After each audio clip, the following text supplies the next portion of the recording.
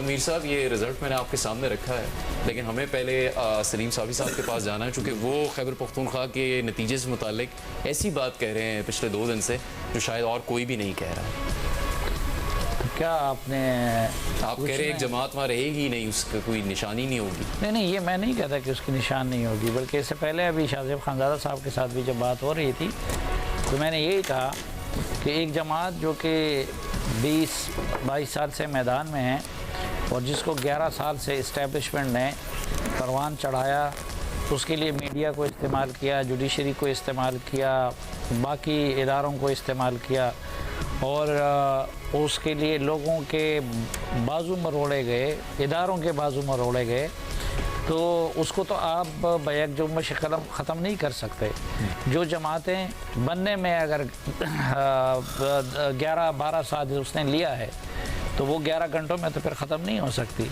तो जिस तरह मीर साहब फरमा रहे थे, तो उसके बावजूद भी PTI अपना वजूद बरकरार रखेगी और इमरान खान साहब अल्लाह उनको ज़िंदा रखे, जब तक वो ज़िंदा है तो उनकी पार्टी भी ज़िंदा रहेगी। लेकिन मैंने उस बात से इख्तिलाफ किया था कि जिस तरह ये कहा जा रहा है कि खैबर पख्तूनख्वा में इमरान खान साहब की PTI की हुकूमत बनेगी, मैं वो मानने को तैयार नहीं हूँ। मेरा अपना अंदाज़ा है, गलत भी हो सकता है, लेकिन मेरा अंदाज़ा ये है कि वहाँ पे एक तो ये 3 पार्टियों में मुकाबला है नंबर 1 के लिए, परवेज़ खटक की पार्टी की, JUI की और ANP की। इन तीनों में बड़ी लार्जेस्ट पार्टी होने के लिए मुकाबला है। अच्छा, फिर मुस्लिम लीग नून और पीपल्स पार्टी, उनके दरमियान मुकाबला है चौथी पोजीशन के लिए। अच्छा, उसमें एक चौथे हो जाएगा, दूसरी 5वीं हो जाएगी, और हुकूमत कौन फॉर्म करेगा, तो उसमें मेरा ये ख्याल है कि जो PTI के आज़ाद आएंगे, तो मेरा अपना अंदाज़ा ये है कि उनकी अक्सरियत इमरान खान साहब से जुड़ी नहीं रहेगी। तो वो जिसके पलड़े में अपना वज़न डालेंगे तो वो वही पार्टी हुकूमत बनाने में कामयाब हो जाएगी। मोहम्मद मीर साहब, ये जो हमने अब जायज़ा लिया है पिछले इंतखाबात का 2008, 13, 18, इसमें एक सवाल है जो कि 2013 के इंतखाबात के बाद एक कॉलम लिखा गया था जिसमें नवाज़ शरीफ को किस्मत का धनी करार दिया गया था। एक सीनियर सहाफ़ी आमिर अहमद ख़ान, उन्होंने लिखा था, क्या ये उनके किस्मत के धनी होने की सिर्फ वजह है कि 2008 में वो अचानक वापस आते हैं, उनकी जमात इक़्तिदार में आ जाती है, पंजाब में इक़्तिदार संभाल लेती है, 2013 वो तीसरी दफ़ा वज़ीर आज़म बन जाते हैं, 2018 में तमाम तर रियासती मशीनरी उनकी जमात को बाहर रखने के लिए इस्तेमाल की जाती है, फिर भी वो पाकिस्तान की सबसे ज़्यादा आबादी वाले सूबे में उनकी जमात ही सबसे ज़्यादा नशिस्तें हासिल कर लेती है। क्या इसको मालूम नहीं, राइज़ एंड फॉल भी कह सकते हैं? नहीं, चूँकि फॉल भी उनका उस तरह से नहीं हुआ और फिर राइज़ जो है वो भी नीचे गया। तो कहाँ खड़ी है इस वक्त मुस्लिम लीग नून, और जो माजी के साथ इसका हम जायज़ा लेने की कोशिश कर रहे हैं, उसके नतीजे में आपको क्या नज़र आता है उसका मुस्तक़बिल? देखें, 2008 के इलेक्शन पे तो मैं ज़्यादा बात नहीं कर सकता क्योंकि उस इलेक्शन की ट्रांसमिशन में मैं आपके साथ नहीं था, बल्कि मैं तो जियो पे था ही नहीं, मेरे पे पाबंदी लगी हुई थी। सही। और मैंने बड़े आराम से वोट भी डाला था और उस दिन मैंने पोलिंग स्टेशनों पर घूम फिर के हालात का जायज़ा भी लिया था। तो उस वक्त तो परवेज़ मुशर्रफ साहब की हुकूमत जी, 3 नवंबर की इमरजेंसी की सूरत में पाबंदियाँ लगी। तो 5 सहाफ़ी थे जिन पर पाबंदी थी, बाकी सारे आगे थे, मैं नहीं था आया वापस। तो उसके बाद फिर 2013 और फिर 2018 और अब 2024, तो किस्मत का धनी भी आप कह सकें। लेकिन देखें, अब अक्सर लोग कह रहे हैं जी नवाज़ शरीफ साहब वज़ीर आज़म बनने वाले हैं, तो जिस तरीके से वो वज़ीर आज़म बन रहे हैं तो इसमें किस्मत का तो ज़्यादा किरदार नहीं है। इसमें तो किरदार ये है कि आप पावर पॉलिटिक्स में अपना जो नज़रिया है या अपना जो स्टांस है उसको आप बार बार चेंज करते हैं हालात के मुताबिक। कभी आप एंटी स्टैब्लिशमेंट बन जाते हैं, फिर आप प्रो स्टैब्लिशमेंट बन जाते हैं, फिर आप एंटी स्टैब्लिशमेंट बन जाते हैं। और ये सिर्फ नवाज़ शरीफ साहब नहीं करते, ये पीपल्स पार्टी भी करती है और ये इमरान खान भी करते रहे हैं। अभी सावी साहब बार बार कह रहे हैं कि 11 साल तक इस्टेब्लिशमेंट ने इमरान खान को की परवरिश की। बिल्कुल सही कह रहे हैं। 2011 में जो लाहौर में मीनार पाकिस्तान में जलसा था तो वो उस वक्त जनरल पाशा साहब थे, लेकिन 2002 में जब वो पहली दफ़ा अपनी पार्टी के एक MNA बने तो 2002 से लेके और 2010-11 तक वो जो 8-9 साल हैं, तो उसमें वो भी ज़माना है जो आप अपने सीनियर से पूछे, हमारे जो मैनेजमेंट के लोग हैं, कि क्या परवेज़ मुशर्रफ की जो हुकूमत थी उसने एक ब्लैक लिस्ट नहीं दी थी 5 आदमियों की कि ये 5 MNA जो हैं ये कैपिटल टॉक में नहीं आने चाहिए, सबसे ऊपर इमरान खान का नाम था, ठीक है ना। तो इमरान खान साहब जो हैं वो परवेज़ मुशर्रफ की मुखालफत करते रहे, फाटा में कमाल है कि उनका रिकॉर्ड है कि वो सबसे ज़्यादा दुनिया में आए कैपिटल टॉक में। हाँ, और क्योंकि वो बावजूद इसके उसकी वजह थी ना, उसकी वजह ये थी कि नवाज शरीफ साहब पाकिस्तान में नहीं थे, बेनज़ीर भुट्टो साहब पाकिस्तान में नहीं थी, और हमें मुशर्रफ साहब का प्रेशर था कि इसको नहीं बुलाना। तो जब वो कोई काम कहते कि आपने नहीं करना, तो फिर तो हम बार बार करते हैं ना फिर वो काम, ठीक है ना। सही है। सर साहब वापस आएंगे दोबारा, बात मुकम्मल कर लो प्लीज कर। एक मिनट जरा बात मुकम्मल जी कर लें। तो इमरान खान साहब ने भी फिर अपना पॉइंट ऑफ व्यू चेंज किया जब उनको पता चल गया कि यार अगर मैंने फिर, क्योंकि 2008 में उन्होंने इलेक्शन नहीं लड़ा, तो 2002 से लेके तो 2013 तक जो उनकी पॉलिटिक्स है 12 साल तक, वो कौमी असम्बली में सिर्फ एक दफ़ा MNA बने और दूसरा उनके पास ना MNA था ना MPA। तो उसके बाद फिर उन्होंने नवाज शरीफ वाला काम किया, फिर वो प्रो एस्टेब्लिशमेंट बन गए, ठीक है ना। तो उसके बाद फिर आप देखें कि वो आ गए। तो जो मुस्लिम लीग नून की जो पॉलिटिक्स है उस पर जो मैं ये तनकीद कर रहा हूँ कि कभी नवाज शरीफ साहब प्रो एस्टेब्लिशमेंट हो जाते हैं, कभी एंटी एस्टेब्लिशमेंट, यही काम इमरान खान ने भी किया है, यही काम मुस्लिम लीग नून ने भी किया, यही काम पीपल्स पार्टी ने भी किया।